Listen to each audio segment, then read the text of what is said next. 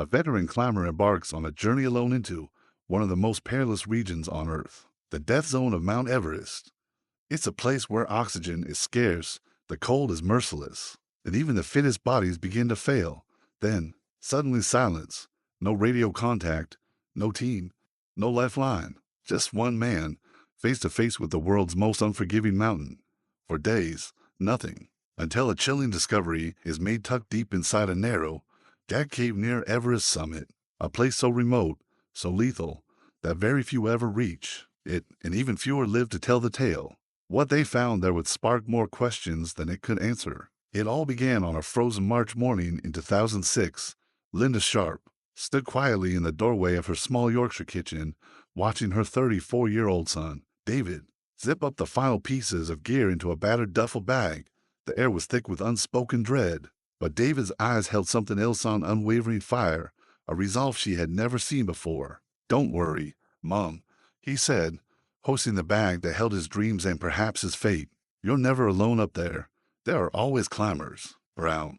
Those words would echo in Linda's mind forever. David Sharp wasn't an adrenaline junkie or a reckless thrill seeker. He was a brilliant mechanical engineer, a graduate with top honors from Nottingham University. He had once held a stable job in the defense sector, but traded it all for something far more dangerous, an unassisted attempt to conquer Everest's deadly northeast ridge. This wasn't just another climb. This was his last chance. He had already faced Everest twice. In 2003, frostbite had taken several of his toes. In 2004, he was forced to turn back at 28,000 feet, his body unable to push further. When the summit was finally in sight, now, at 34, he had made a promise, one final attempt. After this, he'd return home, start his new teaching job in September, and finally put his parents' fears to rest. So, what compelled this quiet, analytical man to risk everything? Maybe it was the obsession he developed in university after joining the mountaineering club, or maybe it was the fact that he had an extraordinary ability to function in thin air, an ability most climbers can only dream of. But perhaps, deeper than that, it was about proving something, that if one had enough grit, enough willpower, one could overcome anything. When David's plane departed Heathrow that March, bound for Nepal, he was carrying more than gear. He was carrying a decision that would ignite one of the most controversial ethical dilemmas in modern mountaineering. He would climb Everest solo. No guides, no support team, just himself, the mountain, and a dream that wouldn't let go. What he didn't know was that within weeks, 40 fellow climbers would find themselves faced with an excruciating decision, one that would not only determine David's fate, but also shake the very foundations of mountaineering ethics. By early May 2006, Everest Base Camp was humming with anticipation. Teams from all over the world were fine-tuning their strategies, checking gear, analyzing the weather, and mentally preparing for their summit push. Among them stood David Sharptall, reserved and composed. There was something different about him. He moved with quiet confidence, not like the heavily guided clients, but like someone who truly belonged in the high altitudes. David had opted for a basic services package from Asian Trekking. This meant he received a climbing permit, transport, and minimal logistical support, but no guides, no Sherpas, and no built-in safety net, while others paid thousands for well-supported expeditions. David had chosen autonomy. He would decide his pace, his route, and face whatever challenges lay ahead alone. His friend, Jamie McGinnis, an experienced climber, leading his own guided team, offered David a discounted place in his group. "You'll be safer with us," Jamie advised, but David declined, gently but firmly. He had made his choice. He would climb Everest not just to reach the summit, but to prove that a man, alone, could still achieve the impossible. David Sharp's approach to Everest was bold, pure, uncompromised, and fiercely independent. But there was something about his preparation that unsettled even the most seasoned climbers around him. While most cared for bottles of supplemental oxygen to survive the death zone, above 26,000 feet David packed only two. Even more alarming, he had no radio, no lifeline, no way to call for help if something went wrong in the thin air. "He's either extremely confident or dangerously naive," murmured one expedition leader, watching David as he meticulously checked his gear. Calm and unshaken. In the days leading up to his summit bid, David completed several acclimatization climbs. His body adjusted to the altitude with extraordinary ease. Other climbers took notice not just of his physical strength and measured pace, but of his quiet intensity. It was as if this climb wasn't just a challenge. It was personal. Something deeper drove him forward. Then, on May 13th, with the weather forecast finally in his favor, David quietly slipped out of advanced base camp. No fanfare, no announcement, no detailed plan. Just one man vanishing into the night, heading alone toward Everest's northeast region to a realm above 28,000 feet, where human life can barely hold on. He was chasing a dream, but in that merciless zone of rock and ice, dreams mean nothing. And soon, 40 climbers would find themselves caught in a moral storm, one that would test the soul of mountain. Eerie like never before. Just past midnight on May 15th, expedition guide Mark Woodward led his team along the northeast ridge. Among them was Mark Inglis, a double amputee attempting to make history as the first person to summit Everest on prosthetic legs. At 27,760 feet, Woodward's headlamp sliced through the night air. He knew this stretch of the mountain well. Ahead was a notorious landmark, a small rock alcove, where the preserved body of a fallen Indian climber had remained for a decade. Known by all as Green Boots, his remains served as a grim warning to all who passed. But on this night, something was different. As Woodward's light hit the alcove, he froze. There weren't just one, but two sets of boots protruding from the shadows. "There's someone else in there," he called out. Clipped to the safety rope, his team cautiously approached. Sitting upright, his arms wrapped tightly around his knees, was a man in red boots. His eyelashes had frozen solid with ice. There was no oxygen mask, no gloves, and yet he was still breathing. Barely. "Get up, get moving," shouted cameraman Mark Weechu, who was filming the expedition for the Discovery Channel. But the man didn't respond. David Sharp was livid. He wasn't moving. Woodward had to make a decision. At 28,000 feet, with temperatures plunging to -40 C, stopping the long could mean death for everyone. The man appeared to be in a deep hypothermic state, too far gone to be saved. "Poor guy," Woodward muttered under his breath. And just like that, they moved on, carefully stepping around the motionless figure. They unclipped and continued upward toward the summit. But the mountain wasn't done with David yet. Barely 20 minutes later, a team of Turkish climbers reached the same spot. Their Sherpa guide called out to the man huddled in the shelter. This time, there was a response. The climber didn't speak, but slowly, he raised his hand and waved, a simple gesture, a flicker of life, and one that would ignite a firestorm of controversy in the mountaineering world. Was he asking for help or waving them on? Was David waving to say he was okay, or was he simply too weak to call for help? As the first light of dawn crept across the icy slopes of Everest on May 15th, more climbers began making their descent, each passing the rocky alcove, each facing the same harrowing decision. And with every hour that passed, David Sharp's fragile grasp on life slipped further from reach. At 5:50 a.m., Lebanese climber Maxime Chayes stood atop the world literally. After a grueling climb, he had become the first person from his country to summit Mount Everest. The sunrise at 29,030 feet was breathtaking, a radiant golden arc stretching over the jagged Himalayas. Even the curvature of the earth was visible from that godlike height. But Chaya's triumph was fleeting. On the way down, 4 hours later, Chaya and his young Sherpa guide, Dorj, approached the familiar rocky shelter where Green Boots rested. But now, in the full glare of morning sun, the second body was clearly visible and unmistakably alive. The man was slumped in the corner, trembling violently. His teeth chattered with uncontrollable force. His nose was blackened with frostbite, as were his lips and cheeks. Thin wool gloves clung to his frozen hands, now stiff and lifeless. His knees were drawn tightly to his chest, and next to him lay a single oxygen bottle, already empty. Chaya immediately radioed expedition leader Russell Bryce at base camp. "Russell, we've got a serious problem. There's a climber here. He's in critical condition." For nearly an hour, Chaya and Dorj tried everything they could.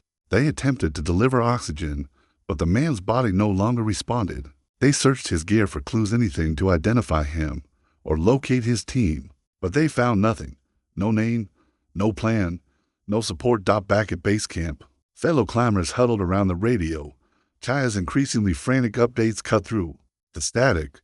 Some wept, others stood in silence. They were listening in real time. As a man slowly died 8,000 meters above the sea. "There's nothing more you can do," Max, Russell finally said, you're running out of oxygen. You need to descend now. Chaya was tormented. As a devout Greek Orthodox Christian, leaving another human being behind went against everything he believed. But staying meant risking not only his own life, but also Dorj's. They were deep in the death zone, and death was closing in. At last, Chaya stood. He knelt beside the dying climber and softly began reciting the Lord's Prayer in French, Notre Père qui es aux cieux. When he finished, he made the sign of the cross. Then he turned and walked away. Tears froze on his cheeks as he descended. He would later say it was the hardest thing he'd ever done in his life. But David Sharp wasn't gone. Not yet. More climbers were descending, and one of them was about to discover something that would change everything. Veteran Sherpa Furba Tashi, wearing a helmet-mounted camera broadcasting live video to base camp, approached the alcove later. That morning, Tashi had taken part in countless rescues, but something about the man in red boots made him pause. The man was still shivering. That meant he was still fighting. Tashi dropped to his knees beside him and asked gently, "What's your name?" And then, faintly barely audible over the howling wind, a whisper came, "My name is David Sharp. I'm with Asian Trekking, and I just want to sleep." The moment sent shockwaves through the entire mountaineering community. This was no anonymous casualty. He had a name, a voice, a story, and he was still alive, still conscious, still savable. Tashi and a group of Sherpas sprang into action. They gave him oxygen. They tried to wake him. They did everything they could. The Sherpas did everything they could. They massaged David's limbs, tried to stimulate circulation, and attempted to bring warmth back into his frozen feet. But by then, his body had endured over 18 brutal hours in the death zone. His muscles were shutting down, his movements uncoordinated, and his core temperature had dropped to levels no human can survive for long. At that altitude, 28,000 feet, where even the strongest climbers struggle to stay upright, the idea of carrying an unconscious man down steep, icy ridges was almost unthinkable. A full-scale rescue would have required dozens of climbers to risk their own lives in conditions where a single misstep meant death. After 20 minutes of desperately trying to shift David into the sunlight, the Sherpas were forced to make a heart-wrenching choice. They had to leave. They had pushed their limits, tried everything humanly possible, but Mount Everest doesn't bargain. It doesn't wait, and it never shows mercy. Down at base camp, reports began to trickle in, but they were fragmented, conflicting, and unclear. Some climbers radioed about a distressed Russian. Others referred to an unknown Asian trekking client. The confusion was tragic as David Sharp clung to life on the upper slopes. Those who might have coordinated a rescue didn't even realize who he was. One person who would never forgive himself was Dave Watson, David's close friend and former climbing partner. He had spent the morning increasingly anxious about David's absence. When Tashi finally confirmed David's identity and showed his passport, Watson's heart collapsed. If he had known even a few hours earlier, he said, he would have paid for a helicopter, organized Sherpas, launched a rescue, whatever it took. But by then, Everest had already closed the door. The numbers that followed were damning. 40 the climbers.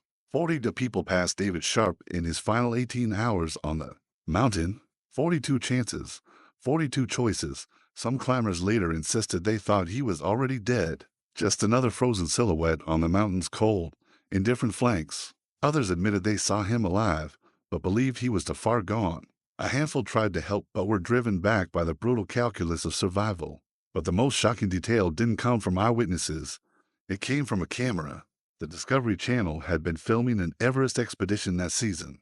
What many climbers didn't know was that Sherpas were wearing helmet-mounted cameras, broadcasting live footage to base camp. And in that footage, David Sharp was very clearly alive. He was conscious, moving, responding. This revelation would set off a storm of controversy, accusations of negligence, of willful indifference, of a mountaineering culture that had lost its soul. Mark Inglis, the double amputee climber from the earlier team, came under intense scrutiny. He had initially claimed that his team had radioed in David's condition and been told to continue climbing, but Russell Bryce, the expedition leader, denied receiving any such message, and the radio log supported his account. Inglis would later retract his statement, blaming confusion caused by extreme altitude for his faulty memory, but the damage was done. Then came a voice that no one could ignore. Sir Edmund Hillary, the first man ever to summit Mount Everest. In an interview that shook he condemned what had happened. People just want to get to the top. They don't give a damn about anybody else who may be in distress. I think the whole attitude toward climbing Everest has become rather horrifying. His words hit like an avalanche because they weren't just criticism, they were a wake-up call, a direct challenge to the modern values of high-altitude climbing. Had Everest become less a symbol of human triumph and more a stage for human disregard? Had the sacred pursuit of the summit grown more important than life itself? Had we reached a point where climbers would literally step over the dying to reach their dreams? It was a question the climbing community could no longer ignore. The mountaineering world split into bitter factions in the days that followed. Some defended the climbers who passed David Sharp, insisting that stopping to help at 28,000 feet, the edge of human endurance, would have meant certain death for the rescuers as well. Others, however, were outraged. To them, what happened was a betrayal of everything mountaineering was supposed to stand for: courage, brotherhood, and moral responsibility. But amidst all the voices, media outrage, expert debates, and public condemnation, the most poignant and unexpected response came from the one person who had every reason to be angry: David Sharp's mother, Linda. In her modest kitchen in the quiet English town of Guysborough, Linda sat reading the headlines that screamed of controversy and abandonment. Newspapers debated whether her son could have been saved.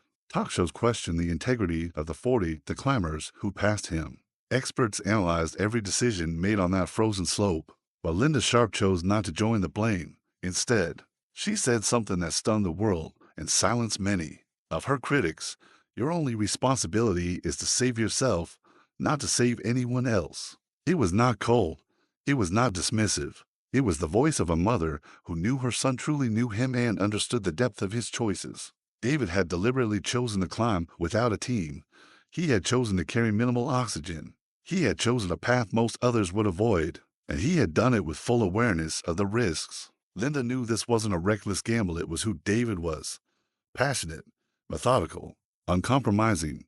She didn't blame Russell Bryce, who later delivered her son's belongings to her home in person. She didn't condemn Maxime Chaya, the man who recited a prayer over her dying son. And she refused to criticize the 40 climbers who made impossible decisions in impossible conditions. Instead, she chose grace. She chose to remember David as he lived, not how he died: determined, intelligent, and willing to sacrifice everything to chase a dream that burned it brightly to ignore. And in time, the climbing community began to understand David Sharp's story wasn't only about those who passed him by.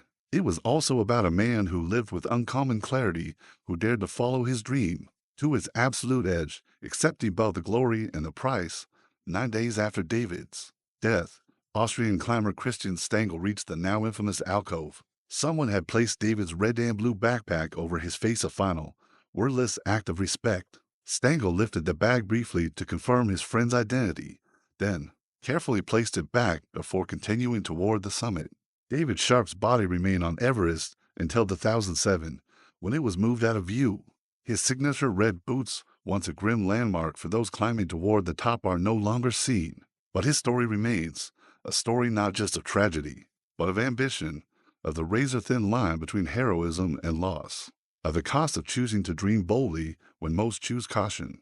Did David Sharp reach the summit before he descended to his final rest? Like George Mallory before him, no one knows for sure. His camera was never found.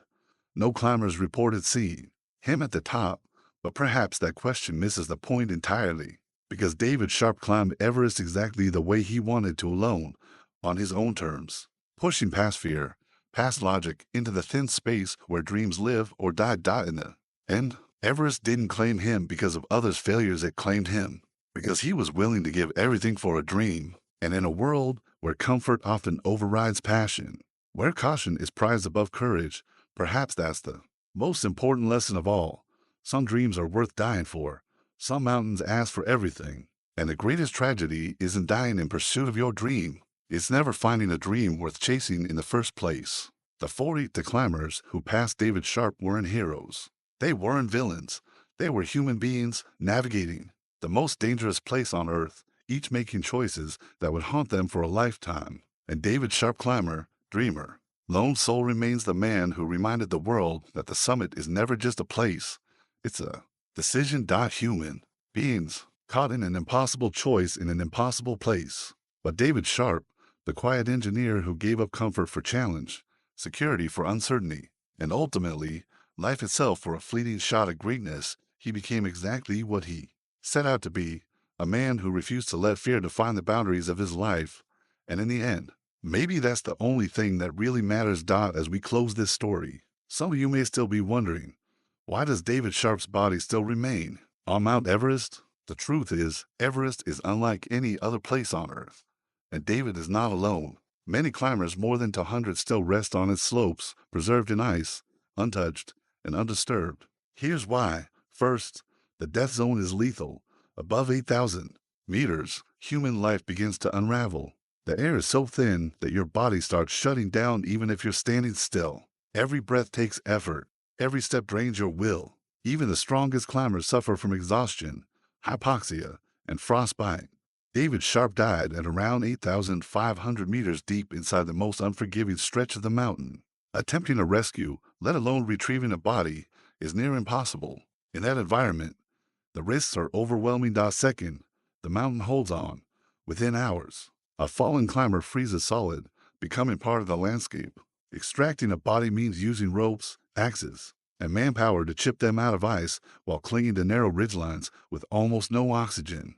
Where David died, any such attempt would mean gambling with even more lives. Third, recovery is dangerously expensive. Retrieving a single body can require up to 10 Sherpas and cost anywhere from $40,000 to $100. Zero or more. Most teams carry just enough oxygen to make it to the summit and return, diverting resources for a body recovery simply isn't possible on many expeditions. And finally, there's a question of ethics and respect. Some climbers ask to be left where they fall. David climbed alone, without a support team or guides. He accepted the risks and the consequences. Later, his family requested that his body be moved out of view. Some Sherpas honored that request, gently moving him deeper into the rocky alcove near Green Boots. But he was never brought down. To this day, the mountain keeps its dead. Over 200 bodies remain scattered across Everest. Some are buried beneath snow. Others are still visible, grim signposts marking the cost of ambition. Many have become known by nicknames, their frozen forms passed by thousands. Efforts continue to recover the most visible ones out of respect. But the truth remains, many who fall on Everest will never come home. They rest where they fell, frozen in time, on the roof of the world.